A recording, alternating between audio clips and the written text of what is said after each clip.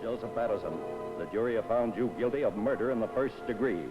Have you anything to say before the court imposes sentence? Yeah, I got something to say. I just want to tell my friend Mr. Stoll that he's got something coming to him, and he's gonna get it. The court will remind the prisoner the district attorney has but fulfilled the obligations of his office. It is therefore the sentence of this court that the defendant shall be put to death during the week beginning June 2nd, 1938, in the manner and place prescribed by law. You are remanded to the custody of the sheriff. Edward Hennessy, Associated Press. This letter will admit you to the execution as required by law of Joseph Patterson, the State's prison the night of June 4th. Check? Okay. Okay, Hennessy, move on in.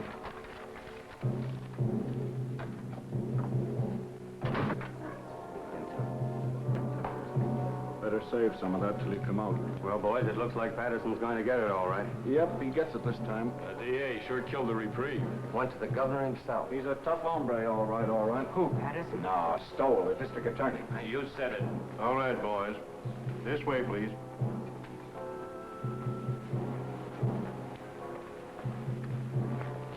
Is it true that they smoke when Don't they think about it, Sonny.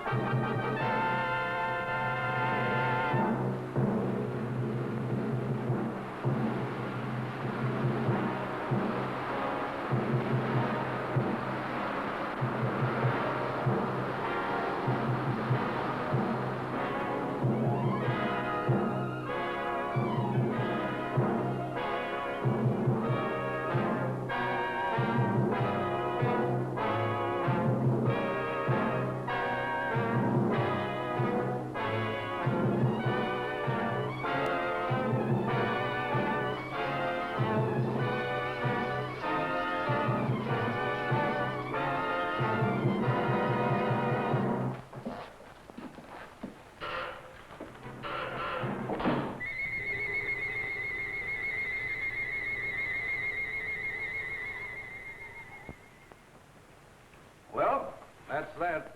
He thought of you right to the end, Mr. Stowell. Welshers, Sharpie, Welshers, they're all Welshers. You'd think life owed them something. This Patterson bumped off 4 himself, and how many others he's had knocked off I couldn't even guess. But when it comes time for him to pay off, look at the squawk he makes. Well, we can check off another on the old adding machine. 11 in 18 months. We're making progress, Sharpie, making progress. We'll have this town lily white the first thing you know. I wish you'd get rid of that hideous contraption. It gives me the willies. If I'm not being too impertinent. Just an old Chinese custom, Sharpie. Chinese? You sound more like an Indian, if you ask me. An Indian counting scalps. It's my job to count scalps. It's still a life for a life, so far as I'm concerned, and will be till they rewrite those law books over there. For you, Miss Sharp. Oh, thank you, Sonny. You're welcome, Sharpie. The governor returned the record of the Patterson confession. I'd like to have seen his face when he listened to it. Patterson didn't have a chance. Through with it? I'll take it home and put it with the collection. I should think you'd have enough of them now. Don't be unkind to me this lovely morning, Sharpie. What about the mail? Oh, nothing much. Another clipping from the Tattlers column. Another one? Not a boost this time. Or maybe it is. I never can tell about those things. Read it to me. Not at all, you gossips. Not at all. The wife's boyfriend has the DA's okay. Are you suspicious, Sharpie? No. Oh, Phil's a nice youngster. And you wouldn't have me keep a lady chained up in a vault at home? Or would you? No, except that I've heard that husbands should go home once in a while. And I've also heard there's more to life than crime. You certainly keep your ear to the ground. And I've also heard that tonight, if I'm not being too impertinent... Yes? Kirk and Murphy are here. Send him in. It's Kirk and Murphy. They've been working on that telephone thread. Yesterday's... We traced that call, Chief. Hello, Sharpie. Came from a drugstore over on Christopher Street, but there are no guesses. A lot of Patterson's boys hang out in the joint, but you can't pin it on any of them. It's a pay station. Everybody on the street uses it. Yeah, going all the time. Better forget it, Kirk. Probably cold now anyway. I don't know. Patterson's boys are pretty much head up. I wouldn't worry. I figure they wanted to give me the business yesterday before I got to the governor. But it's too late now. They all want to get you, Murphy, when you first send them up. But prison cools them off. There'd be no prosecutors if it didn't. Burning doesn't cool off the relatives any, Mr. Stoll. I'd keep an eye out if I were you. Patterson's got no relatives. Only a kid cousin, and he's in Mexico. Thanks, boys. Thanks. Right, you'll forget it. Keep moving, Sharpie. Oh, Chief, you sitting in on that quiz tonight? You bet. I wouldn't miss that. Okay. Are you serious? If I'm you're not being too impertinent. Oh, serious about what? You're going to that quiz tonight. Of course I'm going. Yes? Oh, put her on. It's Mrs. Stone. Hello, darling. Yes, this is a surprise. We were just talking about you, Sharpie and I. Of course it was nice. Today? Yes, this is the 5th. Yes, Lucy? I should say I do know. Of course, darling, it's your birthday. You thought I'd forgotten. I should say not. Certainly, darling, I'll be home early. We'll put on our good clothes and make a night of it. Dinner in the theater. That's right, Lucy. And darling, there's a package on the way, but don't open it till I get there. Absolutely. I'll be home early. Absolutely. Thanks, Sharpie, thanks. I don't know what I'd have done. Just my ear to the ground again. I tried to tell you. That gift on the way idea was an inspiration. I'd never have been forgiven. I told Treganis to send a tray down for selection. A pair of diamond clips would be nice. Small ones. I'd forgotten completely. I'm a fine husband, I am. I'll order the flowers. Orchids, don't you think? Yes, that would be fine. I'll telephone Mr. Kirk not to expect you at the quiz tonight. Yes, I suppose I'll have to miss that. Unless you plan to be in 2 places at once. Too bad, though. I should be in on that. Are you going home or not? Yes, oh yes, I'm going home. Don't worry, Sharpie. I'm glad of that. I don't know of anybody just now who could take your place. 10, 15, 24 left to go, Sharpie.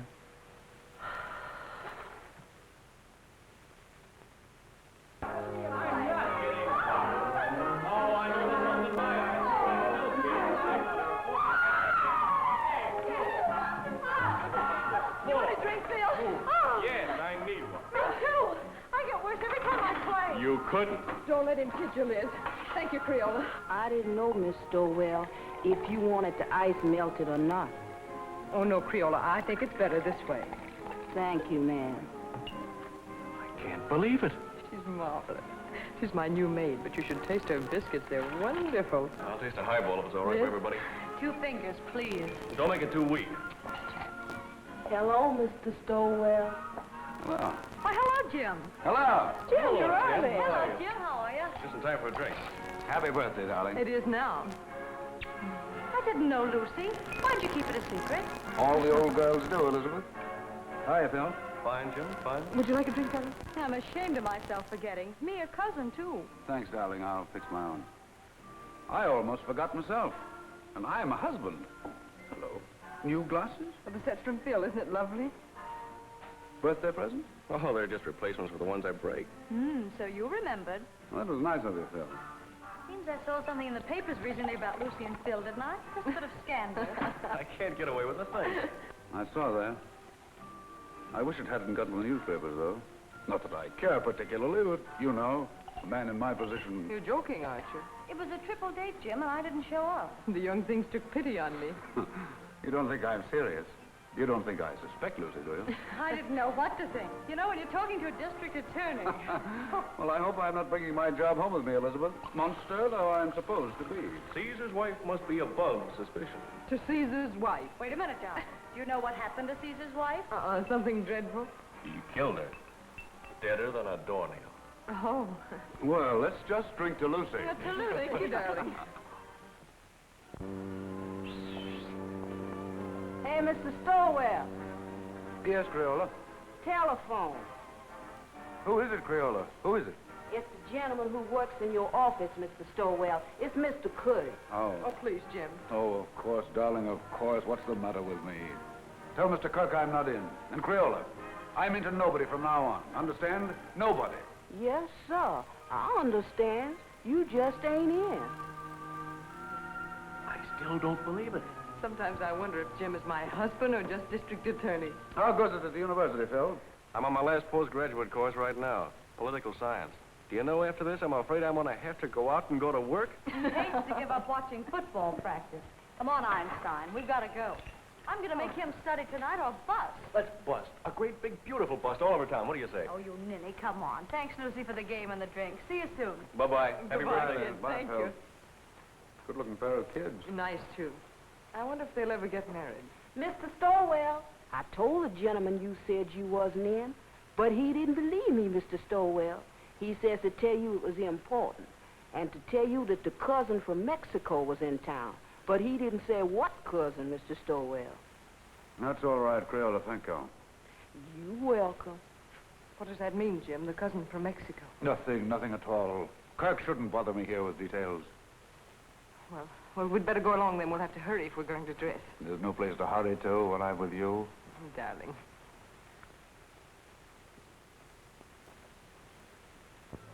These clips are so lovely, Jim. You know, I really hoped for them. Smart girl.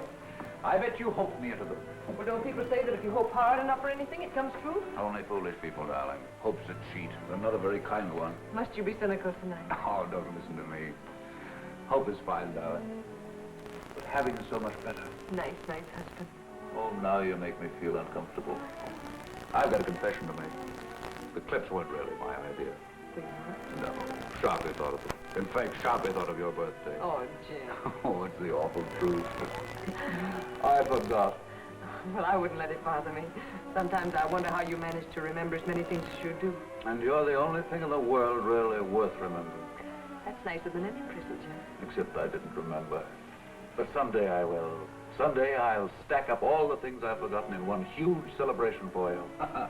And will that be a day? This day, this nice small day is all right. Just having you home again like this is enough. I haven't been anywhere. I know, but it seems you're never home anymore. Never? Well, almost never. At first, I used to be able to console myself by saying, your husband's a great soldier. He must be off to his wars. But lately, it's been harder and harder making it work. I don't seem to be able to console myself that way anymore. I just want you with me, especially when it's getting dark. I suppose I'm just lonesome. Or maybe I'm afraid of ghosts. Just a minute, Lucy.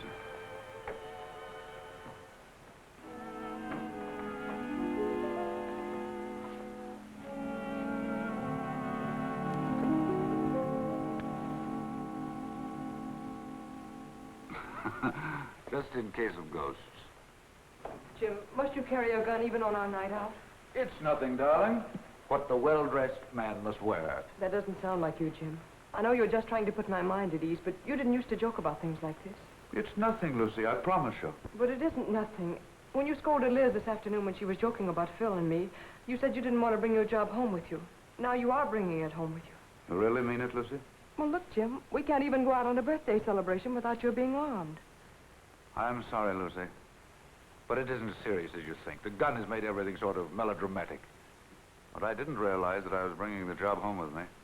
Sharpie accused me of it, but I wouldn't listen. I've been wrong. I stand convicted.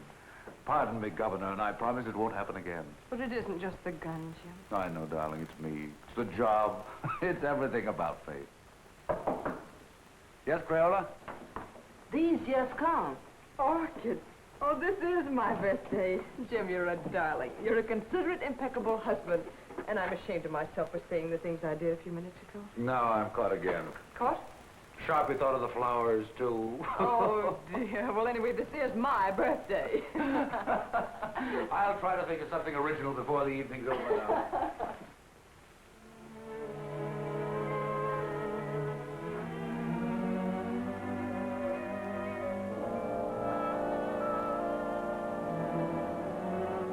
Nice evening, ma'am. Perfect, Jenks, perfect. Been some time, Jenks, since we've made an evening of it. But Mrs. Stowell with us it is, sir. Why, Jenks, you mean? Oh, no, ma'am, I didn't mean it.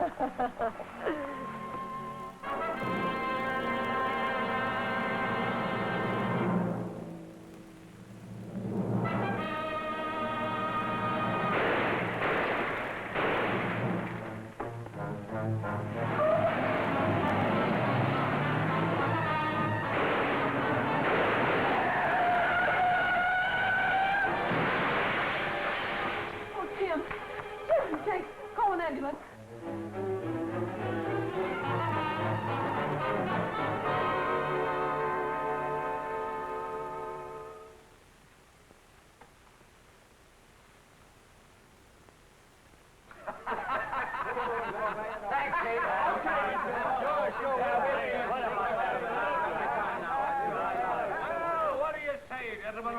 giving a dead man a break. And let it show on the front pages. You're marvelous, Jim. You couldn't have done it better if you'd planned it. It's a great break. And all for a nick in the elbow. That's luck, man, and you deserve it. I'd like to have quizzed that kid before he died. Cigarette? I never use them. No, Jim, it's better the way it happens. It's a closed book. We've had enough Patterson.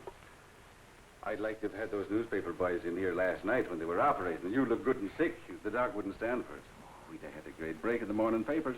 The afternoon papers are not to be sneezed at in this town. No, sir.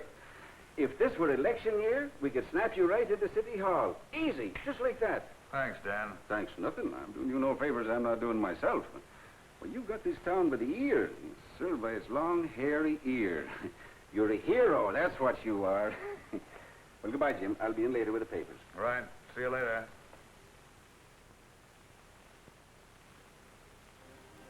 We've all gone, darling. Enjoy your walk? Oh, yes, Jim. While I was walking, I did a lot of thinking. An awful lot, Jim. Bad for your complexion, darling. I heard those reporters talking coming out of the elevator. I couldn't believe they were talking about you. I overheard one of them say, the Inquisitor almost got it himself. Don't you think, Jim, that when things like this can happen, when people try to kill you in front of your own house, don't you think it's high time one of us started thinking? I've been thinking myself, Lizzie. Quite a lot, too. But I mean about us, Jim. We've got to do something. Hardly ever seen you as bad enough, but when... I know. I've become a regular headhunter, as Sharpie says. Does Sharpie say that? All the time. Says I've become a maniac. Says everybody's a suspect with me. Everybody's a potential criminal. Says all I live for is convictions and executions. I never had the nerve to tell you. You didn't have to tell me. I knew it. Knew what you were thinking, too. Did you really? Really and truly. Yes? Who is it? Oh. It's Mr. Kirk. Do you want to talk? Yes, Auntie. Yes, Kirk? Fine, fine. No, I'll tell you what to do. You handle the office yourself. That's right. No, it isn't that. I'm fine. Perfect.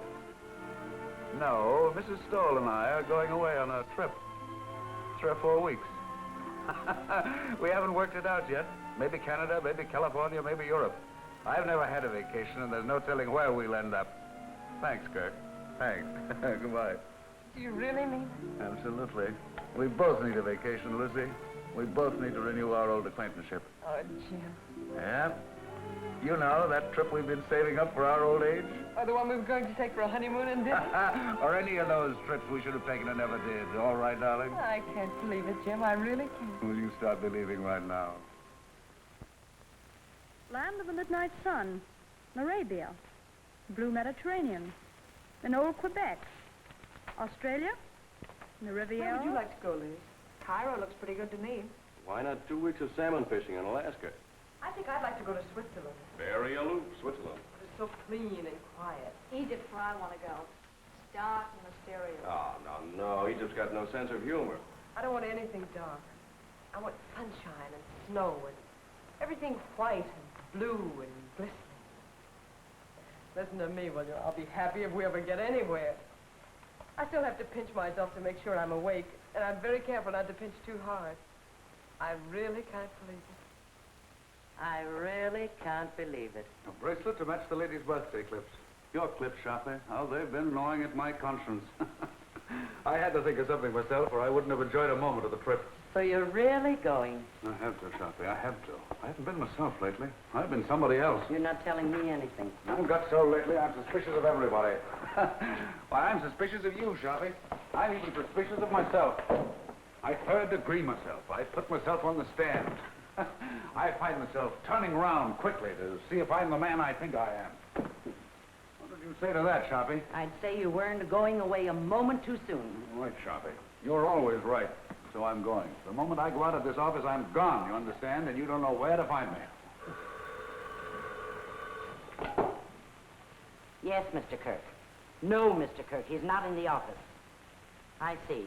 A murder. But I'm not... I imagine it must be sensational. Of course.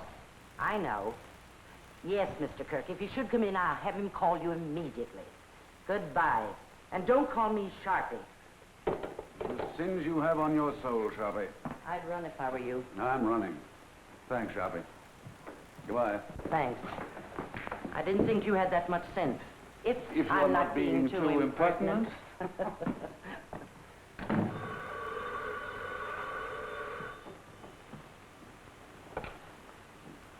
Sorry, Mr. Stoll's not in the office, and I don't know where to find him. Oh, it's the police headquarters.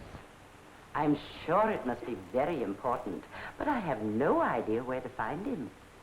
So sorry. So very sorry. Goodbye.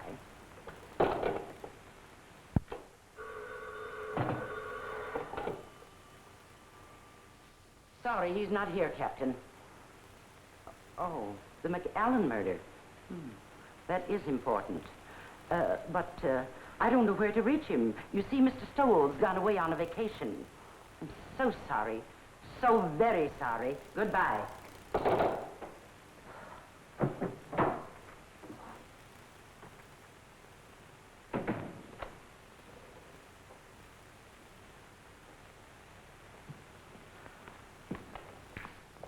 Hello, Sharpie. Where's the chief? I haven't the faintest idea. Well, I've got to get a hold of him. Dr. Shaw McAllen just shot his wife. Oh, indeed. Scoop Kirk. Well, it's the biggest thing that's broken around here in years. You know him, Sharpie, the Pittsburgh McAllens. Millionaires. He teaches up at the university. I'm sorry, Mr. Kirk, but Mr. Stowell is away on a vacation. Well, he can't have gone very far. He was here half hour ago. I know, but he was moving mighty fast. Yes, Lieutenant, what can I do for you? I wondered if you had located Mr. Stowell yet. He's gone. Sharpie says he's gone on a vacation. Oh, that's too bad. They're bringing McAllen over here. I figured Jim would want to question him. He won't open his mouth. Well, I'll question him. What did you pick up, Fred? Oh, the same old story. He was crazy about her and found her with another man. You know, I remember something about her. Didn't his family kick him out when he married her? Without a cent.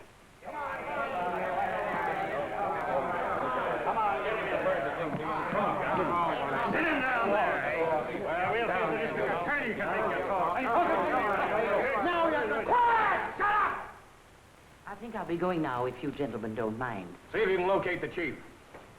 Now, Mr. McAllen, spill it!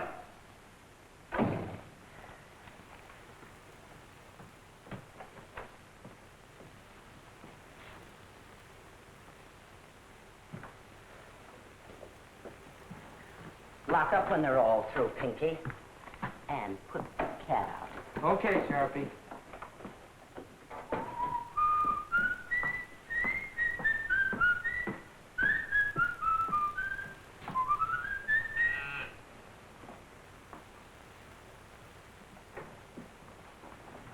I'll only be a moment, Joe. I left something in my office.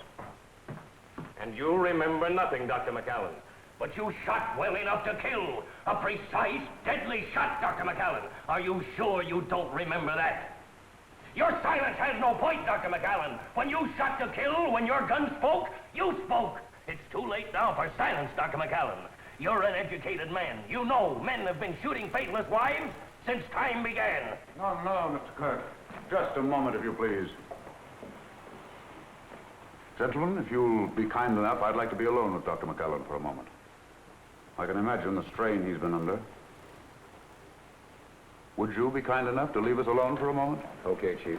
Thank you.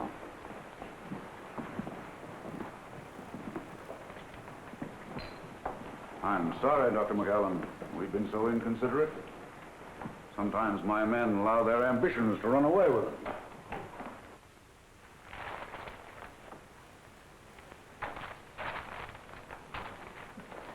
You better sit down, honey, and rest your feet. I caught myself doing that once unaware, and I was wore out for a whole week. Now, that's bad. You may not never get over it.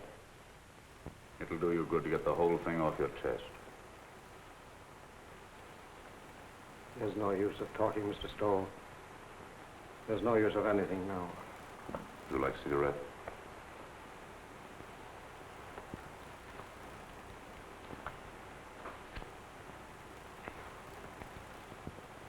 Drink? I have some very good brandy. I don't want you to talk if you don't feel like it. I just want you to know we're not monsters here. We're just human beings like yourself. They can do what they want with me. It doesn't matter anymore. Nobody's going to do anything to you, Dr. McAllen. I'm not trying to hide anything. I shot my wife. I killed her. Now, you You sure you wouldn't like a drink? I suppose it all happened suddenly. Only this afternoon. Only a few hours ago. I was leaving home for class. When I realized it was raining, I went back for my raincoat.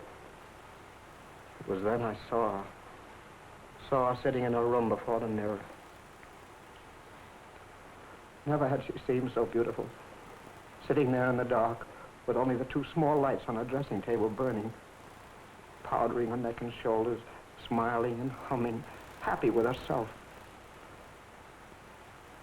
Never had she seemed so beautiful as at that moment, with the mirror light shining up on her face, and the rain beating on the window behind her. All husbands have moments like that. And at that moment, I realized how terribly I'd neglected her. Oh, I know it sounds horrible now, but it was for her sake I neglected her. For her sake, I worked, studied. I wanted her to have good things, and we were poor, very poor. I understand. You watched your wife before the mirror. And as I watched her, I said to myself I would never neglect her again. And then I tiptoed across the room to the dressing table. With her humming, she didn't hear me. I leaned down quickly and kissed her. Instantly, the moment I kissed her, she shivered. Her flesh became goosepimply as with cold. I saw her face in the mirror looking up at me, and all its happiness was gone. On it was a look of revulsion. I was speechless, stunned. I see. The Japanese have an expression. A woman tells the truth to her mirror. And then she recovered and looked up at me and laughed and said, "You should know better than to ruin a lady's makeup." She began to powder the spot on her neck where I'd kissed her. And she got to her feet and kissed me on the cheek.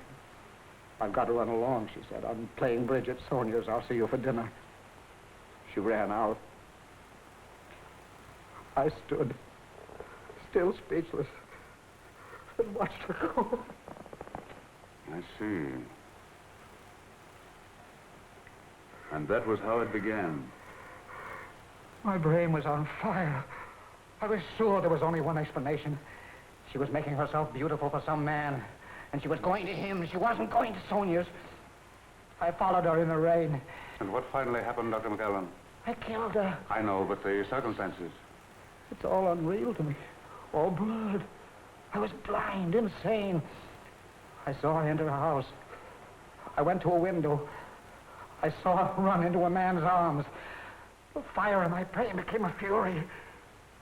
I didn't realize I'd drawn the gun. I didn't realize I'd fired it until I saw her body crumble to the floor. And then I knew I'd killed her. In that instant, I knew I'd lost forever the one thing in the world I loved. It's my fault. My stupidity. My neglect.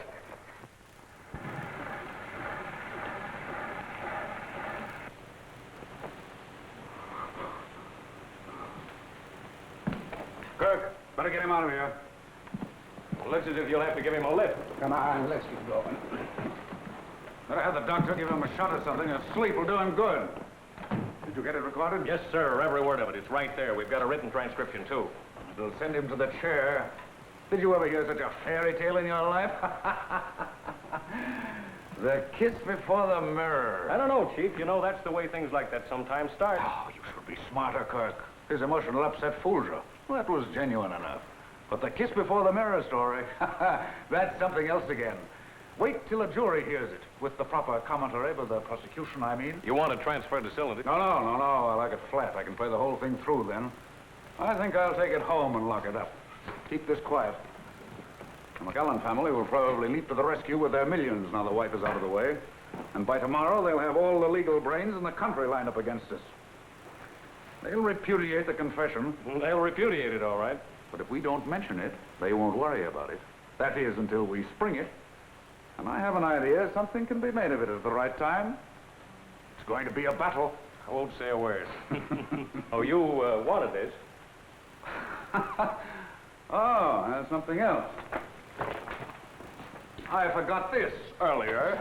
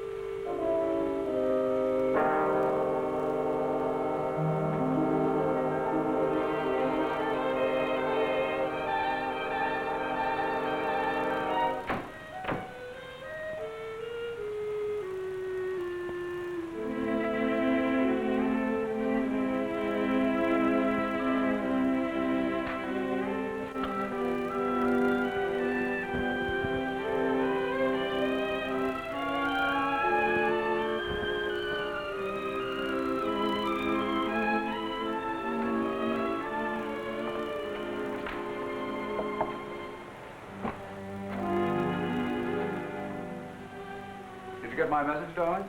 Yes, I got it, Jim. I'm sorry, terribly sorry, but I couldn't pass it up, Lucy. Yes, I imagine it'll be a sensational case. Another conviction. Oh, it isn't that. I'd be shirking my job if I went away now, believe me.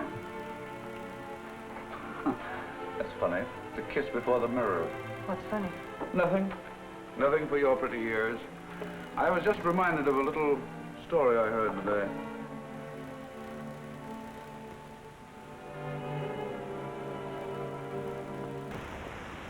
Morrow to defend McAllen. Famous criminal lawyer engages family rallies to professor's aid. So they've hired Dave Morrow. And McAllen millions begin to talk. Believe me, they'll have to talk pretty loud. Boys down the street this noon are saying he'll buy his way out. I'd like to see someone try it.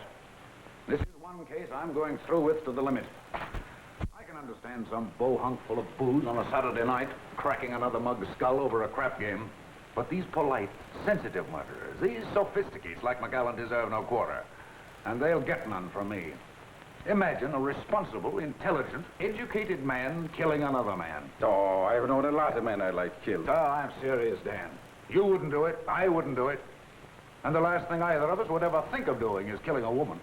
Crimes of passion, psychologists call them. Crimes of decadence, I call them. Luxuries, indulgences. Yes? Kirk is here. Send him in. Well, Jim, I've got to run. One thing is certain anyhow. This time you've got the people back of you. Up to now, you've been picking on the rank and file, those mugs and bohunks you mentioned, the masses.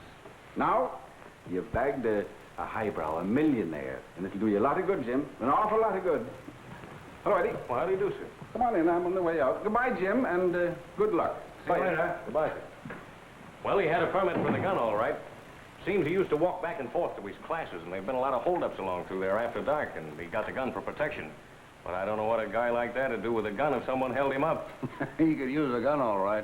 That's the late Mrs. McAllen. Any news of the other man? Vanished completely. Not a sign or a trace of him. He was just a lodger there. Suppose McAllen knew this man. Suppose the whole thing was framed. I don't believe McAllen could frame anything. I've had a rule all my life, Kirk. Never take any human being for granted. Just think what getting rid of his wife would mean. His family's forgiveness. Return to the security of millions. A chance to follow his studies and comfort. What is he professor of, anyway? Political science. Oh, yes, I remember. See what an opportunity this man would offer? It's true. He neglected her. He said so himself. And why didn't he kill the man? That's what a man usually does. Kills both of them. But not a professor of political science. I was just telling Dan Ellison. McAllen's one of those sensitive murderers. Consider that fancy tale of his. The kiss before the mirror. It's raining out. He comes back for his raincoat, sees his wife, kisses her. She laughs at him. Suddenly, he sees red. My brain was on fire. I was sure there was only one explanation.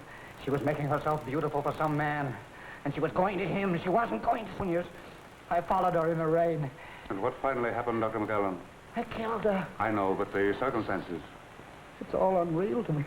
All blood. I was blind, insane. I saw her enter her house. I went to a window. I saw her run into a man's arms. The fire in my brain became a fury.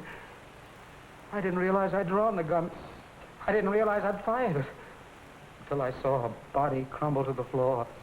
And then I knew I'd killed her. In that instant, I knew I'd lost forever the one thing in the world I loved. It's my fault. My stupidity.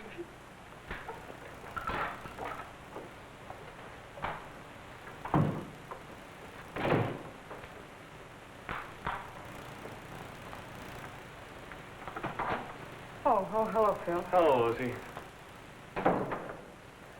Say, what's the matter with you? You look as if you'd seen a ghost. A ghost? Well, maybe not a ghost, but a boogeyman anyway. Oh, no, I've just been sort of moping around. No fooling now. What's the matter? Nothing, just these early summer evenings, I suppose. I'm afraid I'm a little weepy every now and then, Phil. I'm also afraid I enjoy it. In the first place, you shouldn't sit in the dark. And don't give me that sad business about these early summer evenings. Your trip's been called off. That's it, isn't it? That's it. Sit down, Phil. I know. It's a tough break all the way around. You know, Lucy, Dr. McAllen was my prof in political science at the university. He was a great little man. I imagine he was. He was like a child, so lovable and simple. Everybody at the university knew about his wife except him. I wonder how he came to find it out. Let's go out on the terrace. It's so close in here.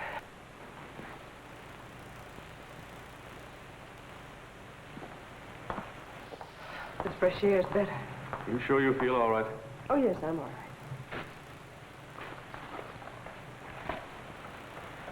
Well, it was Dr. McAllen I came over to talk about, but perhaps I better let it go. You seem to have enough bother. Oh, go ahead, Phil. I'm fine now. Well, Lucy, it's just that I'd like to see the poor gent get some sort of a break. I guess there's no doubt he shot her, but, well, I thought if Jim knew what a terrible woman she was and what a sweet little man he is, it might help. He might be lenient anyway. And I thought if you could... If I could speak to Jim? Yes, Lucy, if you could, because I could never do it. It'd be a waste of time, Phil. Well, I thought knowing Dr. McAllen... I know, but there's nothing you can do nor we can do. When Jim gets on a case like this, he's different. He's a stranger. This job becomes a mania. But I don't know him. I don't understand him. I'm even afraid of him. I'm really sorry I mentioned this. Oh, I guess it isn't as bad as it sounds, Phil. Jim's always thoughtful and gracious with me. It's just that other side of it. I understand perfectly. That's a tough racket he's in. I'm sorry I bothered you. I wish I could be of help. Well, I wish I could be of some help to you, Lucy.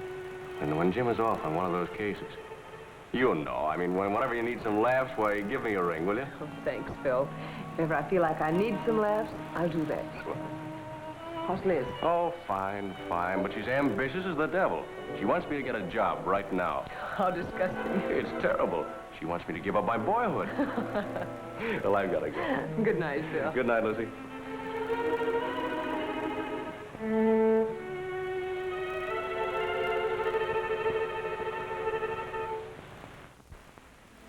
Oh, I didn't know you were here, Jim. How long have you been home? Just a few minutes.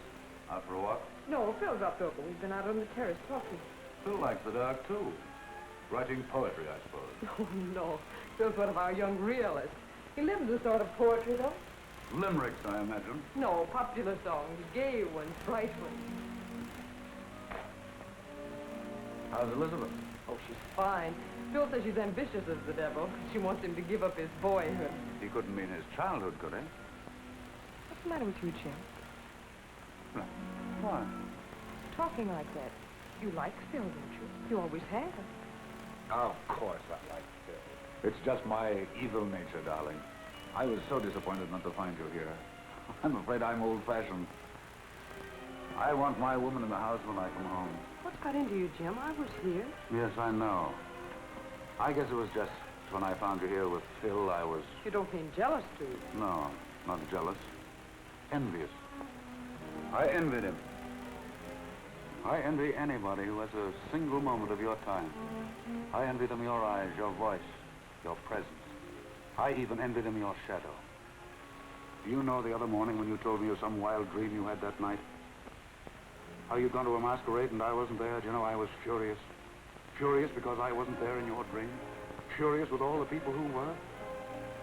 I didn't say anything about it, but it wasn't until I got to the office that I was myself again. Sharp is right, Jim. You are going crazy. With worship of you, darling.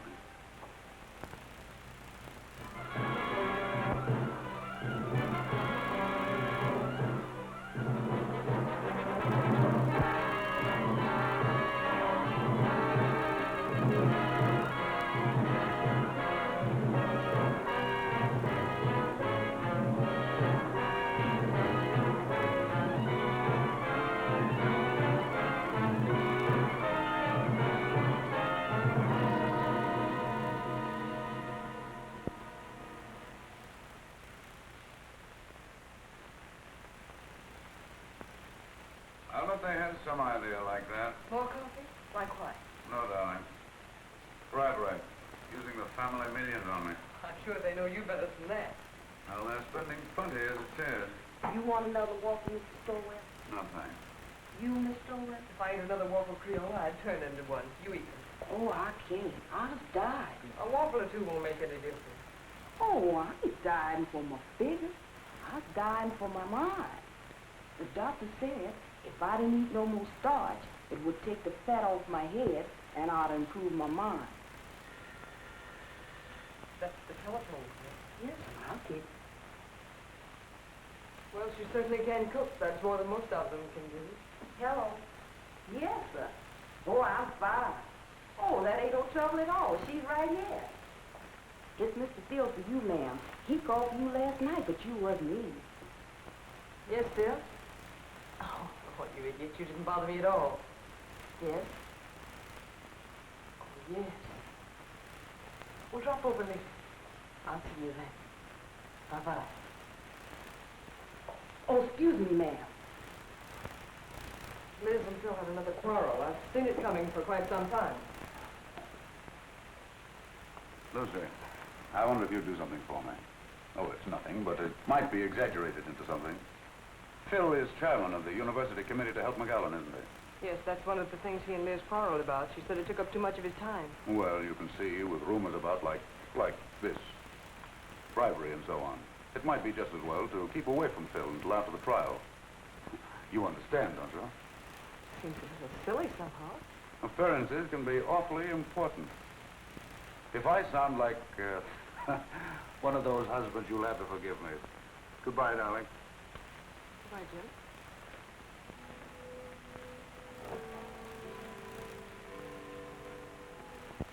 No, Dave, the job was premeditated, and I'm pretty sure I can prove it in court. Aren't you going just a little bit out of your way, Jim? I'm not just talking as his attorney when I say that he was not in his right mind. I know, you're just talking as an old friend. Now, I've defended many a criminal, and if McAllen's one, I'm giving up the profession. Believe me, if ever a man was insane, he was. So, it's insanity again, Dave. I suppose you've got your battery of psychologists and experts all lined up. And when they get through, you'll have McAllen fixed up so mad, you'll be asking us to believe that it was his wife who shot him. Cigarette? No. But I tell you, the man was really crazy. It's the only possible explanation. If you keep on, none of us will be responsible for anything. We'll do what we like. We'll steal, kill, anything. And if the police catch up with us, we'll just go out and hire someone as smart as you to prove us crazy. That is, if we have the money. Now, look here, Jim. I'll give up my fee in this case if you'll play ball.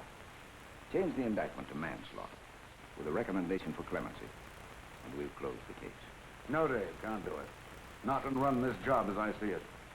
A man who murders, regardless of the circumstances, is already a criminal at heart. Oh, forget the job this time.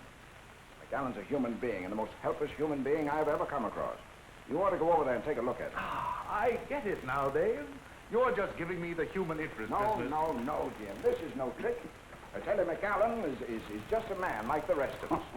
A man who is madly in love with his wife and blind with jealousy.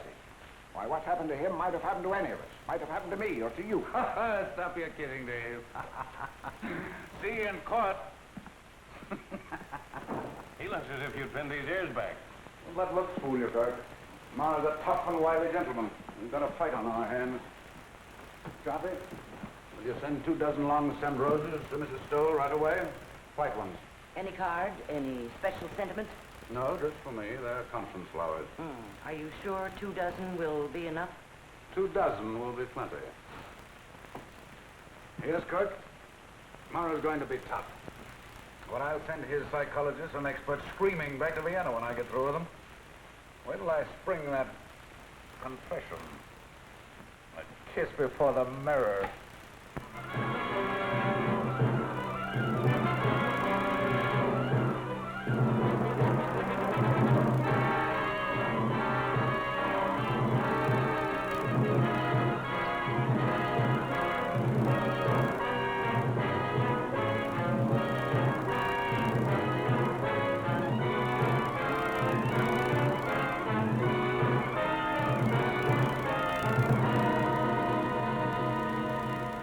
You admit, then, that you neglected your wife. You saw little of her. You were too busy with your humanitarian studies, your plans for a better world. I must ask you again to answer yes or no. Yes. Thank you. Did your plans for a better world include, by any chance, better consideration for your wife? I object, Your Honor. The question is irrelevant and inappropriate. Objection sustained. The district attorney will please control his sarcasm. You are a professor of political science at the university. Is that right? Yes. Your students loved you, liked your courses. I think so. You spent a great deal of your time with them, long hours after class and in the evenings. Yes. And when your students were not with you, your work was with you, night and day. Is that not right, Dr. McAllen? Yes. How long would you say, Dr. McAllen, how long was it before your wife's death that you took her out, say, to dinner, to a party, to the theater? I object, Your Honor. The question is irrelevant. Objection overruled. The district attorney may continue. How long, Doctor? A month? 2 months? 3 months? About 3 months. This, then, is the woman you loved. This woman you did not think enough of to be a companion to in her ordinary life. This woman you left to weep her heart out in her own loneliness. This is the woman you say you loved with a passion when a madness that drove you to kill? I object, Your Honor. I object. Order! Order! Ladies and gentlemen, be seated. Order! Evening paper, ma'am. McAllen collapses on the witness stand. Thank you, Creole. You're welcome. Cracks after 2-hour grill by District Attorney Stowe.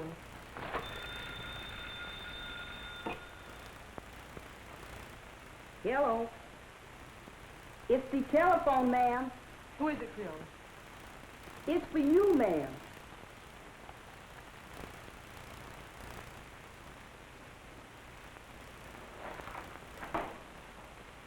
Yes?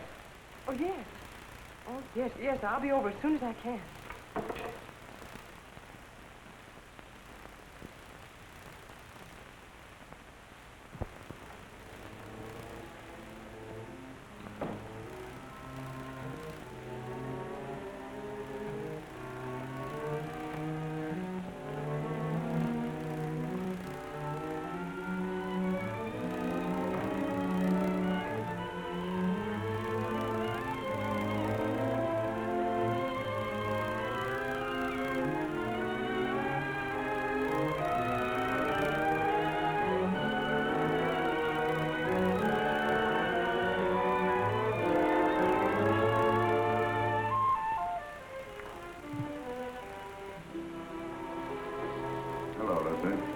I didn't expect you home so early.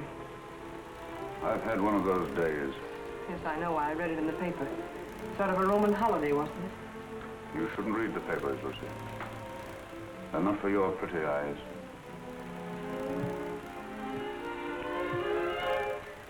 Jim. What's the matter, Lucy? Nothing, Jim. I have to go to Elizabeth's for a few minutes. I wish you didn't have to go out tonight, Lucy. I'm sorry, Jim, but I have to. I'll be back before dinner.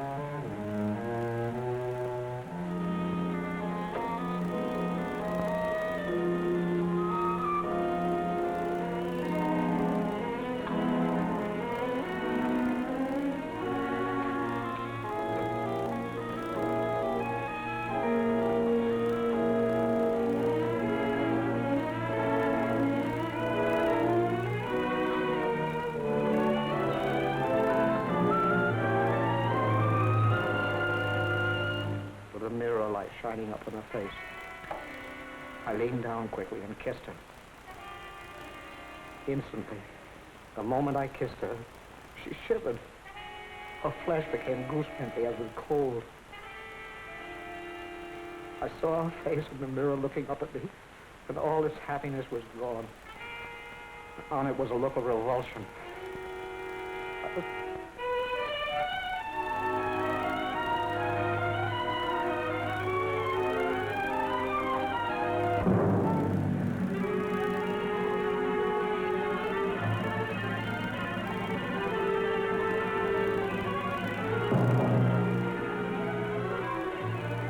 better wait.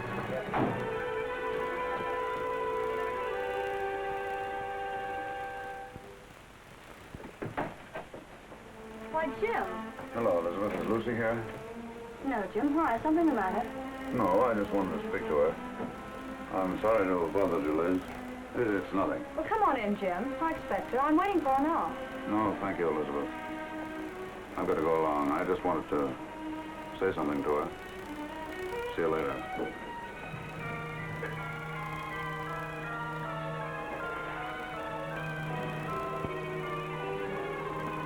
406 Maple Drive. Yes.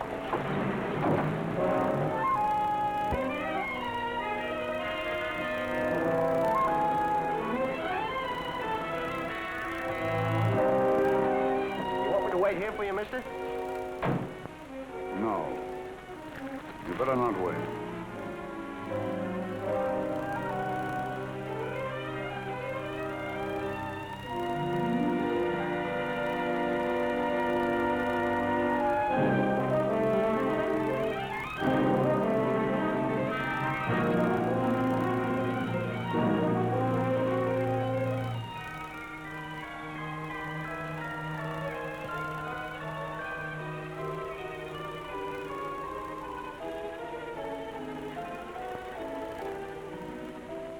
Herself beautiful for some man. She was going to him. She wasn't going to Sonia's. I followed her in the rain. It's all unreal to me. All blood. I was blind, insane. I saw her enter the house. I went to a window. I saw her run into a man's arms. The fire in my brain became a fury. I didn't realize I'd drawn the gun. I didn't realize I'd fired it. Till I saw her body crumble to the floor. Then I knew I'd killed her. In that instant, I knew I'd lost forever the one thing in the world I loved. It's my fault. My stupidity. My neglect.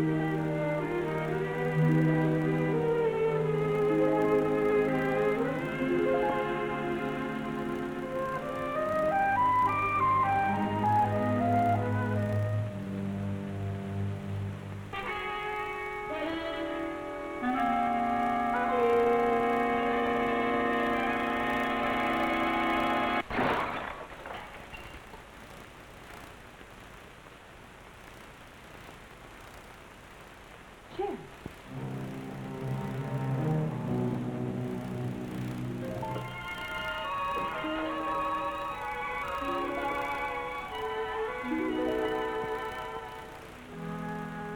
It was a stupid record. I should have bought some new ones. Liz said you were looking for me. What is it, Jim? Nothing. Nothing much. I guess the case is about getting on my nerves. I simply wanted to tell you that I wouldn't be at home tonight. I'm staying in town. Oh, I see. It's much better if I'm near the office. Yes, I suppose it is. The office is terribly important. I can get someone to stay with me here. Yes, I'm sure you can. See you tomorrow.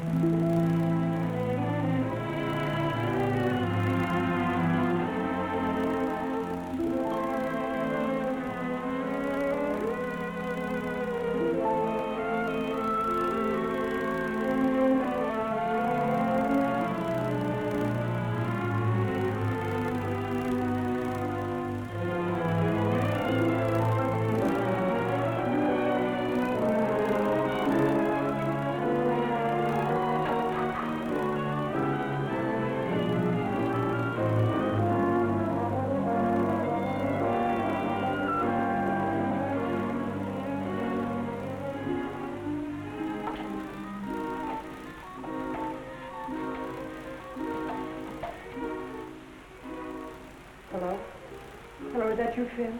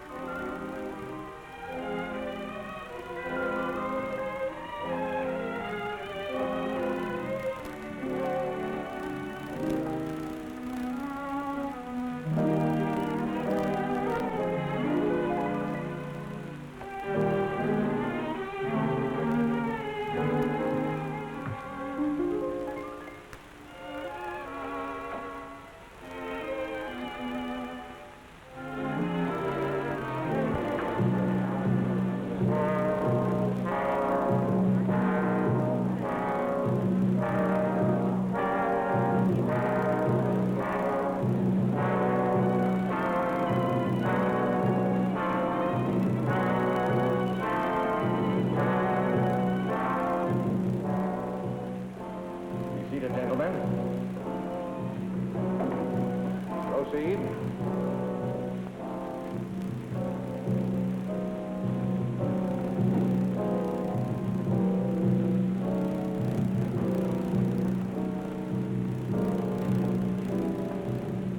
Chief.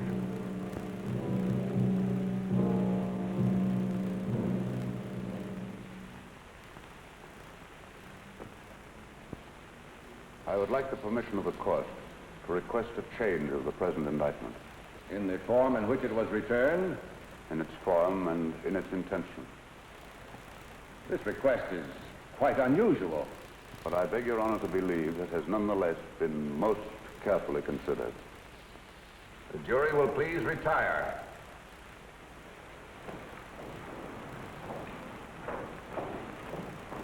What's the matter with Stoll today? Can't figure it out, unless he's got a new act. He looks as if he's ill. I do hope nothing's happened to him. This is the only day I can come. Here's where he pulls something out of his sleeve. The state has come to the belief that the indictment of murder brought against the defendant in this case was not fairly and justly conceived. The attorney for the state has come to the belief that he acted without premeditation.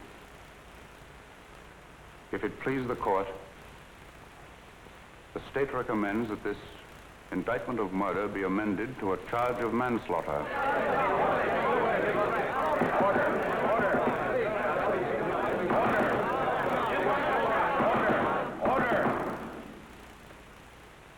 This is a serious recommendation. May the court ask what consideration led the attorney for the state so to change his conviction? An unusual consideration. Since the adjournment of court yesterday, he has had experience with a case that, to a great extent, parallels this. In fact, is extraordinarily similar to it.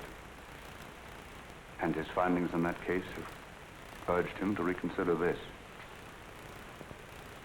He realizes, especially in view of rumors that have been afoot, the grave charges he leaves himself open to in making this recommendation, but he implores the court to believe that there are unimaginable moments when a man, a poor, weak man, jealous, blind, frantic, may kill the one he loves more than anyone, more than anything on earth, may kill her by some strange, tragic perversity, and in killing her condemn himself to a life of sorrow and regret.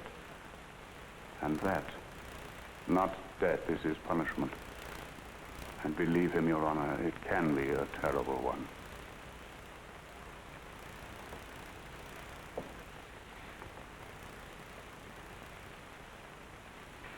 I see. I see.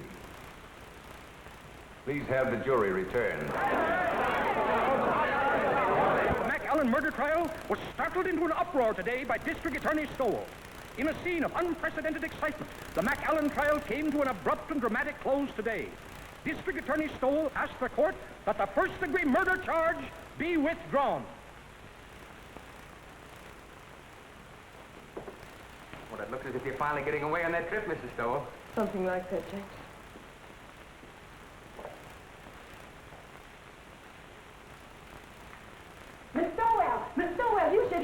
Stowell? What's it, Creola? Mr. Stowell just let that McAllen man go. He let him go? Yes, something like that. You just come on in and listen, Miss Stowell.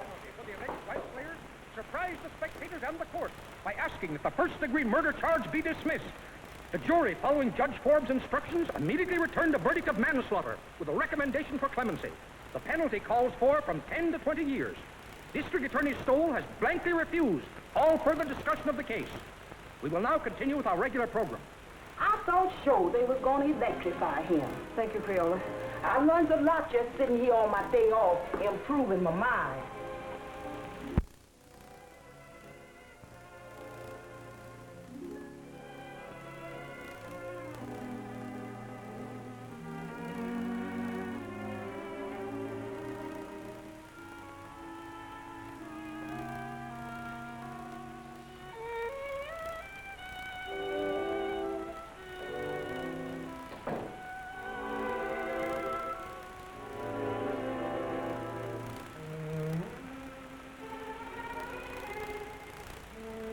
I saw drinks outside. I know it's too late for regrets, Lucy. I've been mad. Mad. There's no other word for it. No other explanation of my selfishness and stupidity. You've always been generous, Lucy.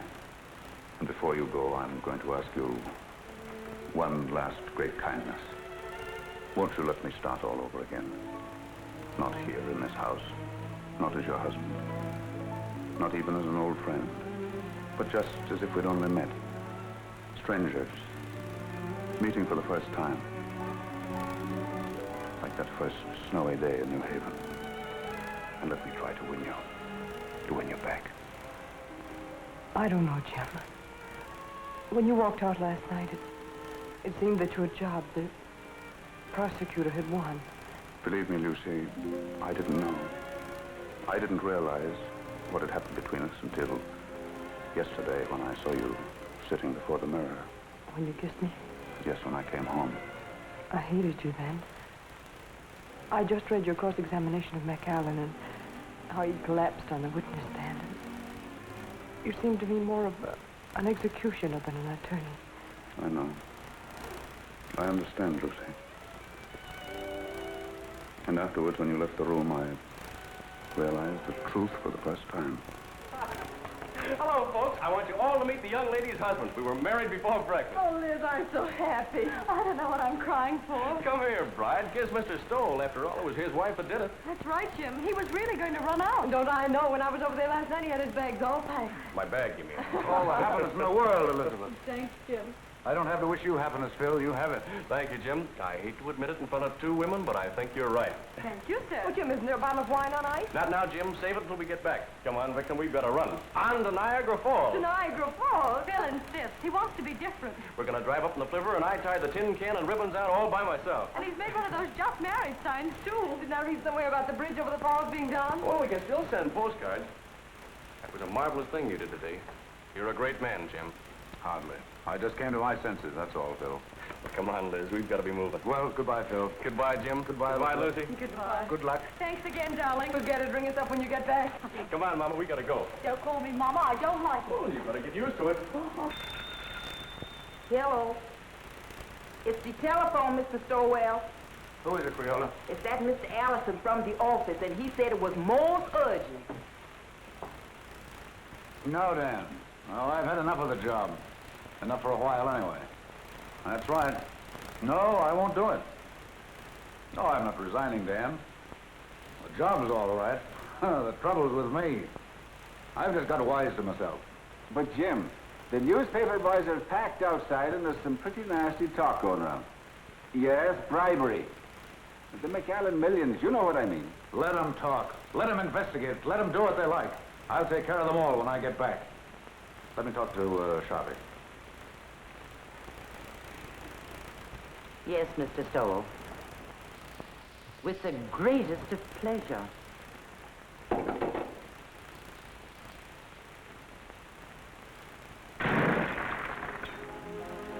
That's my little good deed for the day. Never mind that, Jane. And please bring the other bags back. I won't be going for a few days. Yes, ma'am. At first, I couldn't believe my ears. Someday, darling, I'll tell you a story and you won't believe your ears. About us? About me. About my great reformation. It happened last night. Tell me. I'll tell you on the boat for Europe, darling.